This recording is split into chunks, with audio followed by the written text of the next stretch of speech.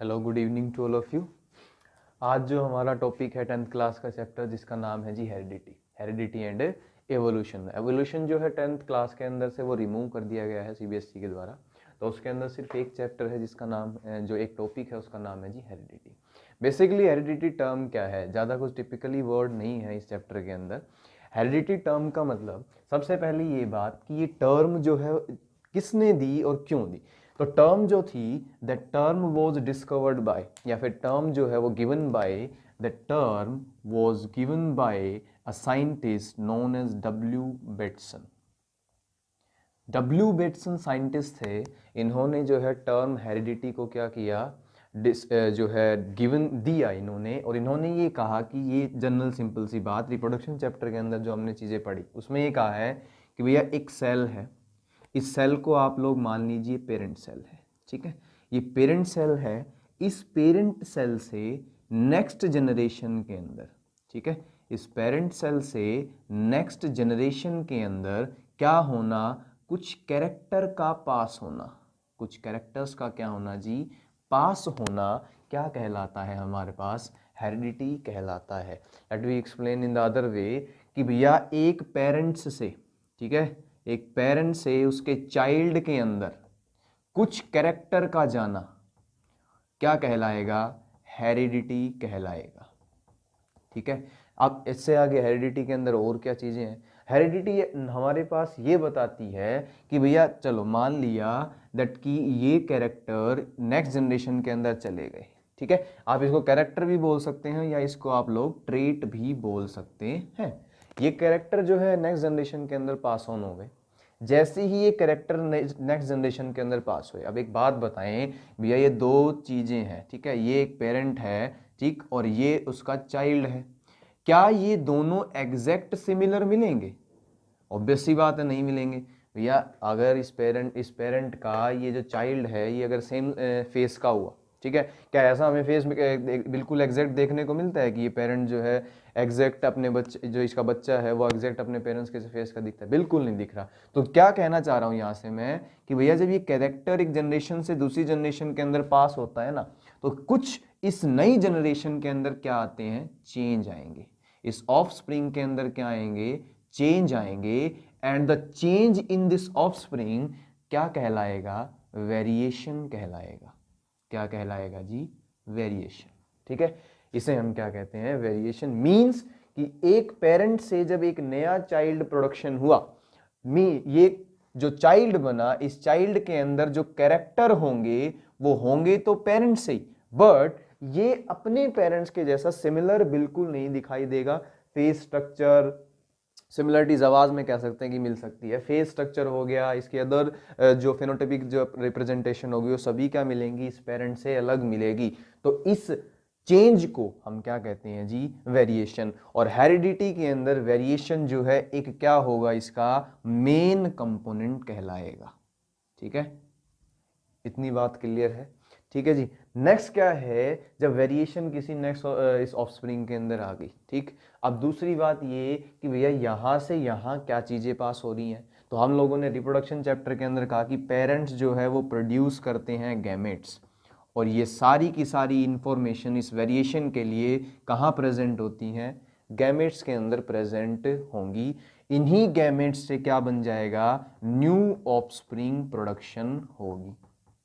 क्या होगी, new offspring की प्रोडक्शन होगी हमारे पास, ठीक। और जब ये न्यू ऑफस्प्रिंग प्रोडक्शन होगा वो वेरिएशन के साथ क्या होगा, पैदा होगा, ठीक है। अब नेक्स्ट चलते हैं, नेक्स्ट के अंदर क्या है, नेक्स्ट क्या दिखाएगा हमारे पास यहाँ,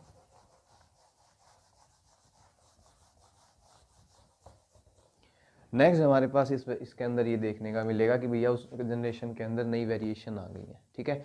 ये जब नई वेरिएशन जो आई इस जनरेशन के अंदर, ये क्या क्या चेंज लेकर आ सकती है। मान लो किसी के अंदर ऐसा कुछ नहीं है कि मान लो कोई एक पेरेंट था, इस पेरेंट ने क्या किया, नई जनरेशन बना ली, चाइल्ड हो गया, एक नया ऑफस्प्रिंग हो गया, ठीक है। अब इसके अंदर जो नया ऑफस्प्रिंग हुआ, ये ऑफस्प्रिंग क्या हुआ, इसकी जो ईयर लोब थी, ठीक है, इसके जो कान थे वो बिल्कुल बिल्कुल, कुछ देखे होंगे कि ये जो हमारा ये जो पोर्शन है ये किसी का अलग होता है बिल्कुल यहाँ से, या फिर ये बिल्कुल बिल्कुल पास होता है। तो ये नया नया वेरिएशन का कैरेक्टर हो गया। या फिर भाई किसी की फेस स्ट्रक्चर के अंदर चेंज आ रहा है, किसी की बॉडी लैंग्वेज जो है बॉडी पोस्चर के अंदर पेरेंट से अलावा चेंज आ रहा है, ये सारा वेरिएशन के अंदर हम इंक्लूड करेंगे। अब दूसरी बात, जब पेरेंट ने गैमेट प्रोडक्शन की, ठीक है, तो गैमेट के अंदर क्या प्रेजेंट होते हैं? गैमेट के अंदर प्रेजेंट होंगे एक्स शेप स्ट्रक्चर। क्या प्रेजेंट होगी जी? एक्स शेप स्ट्रक्चर होगी, जिसे हम लोग क्या बोलेंगे? क्रोमोसोम।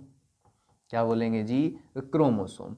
अब क्रोमोसोम जो होगा ये मेन इनहेरिटेंस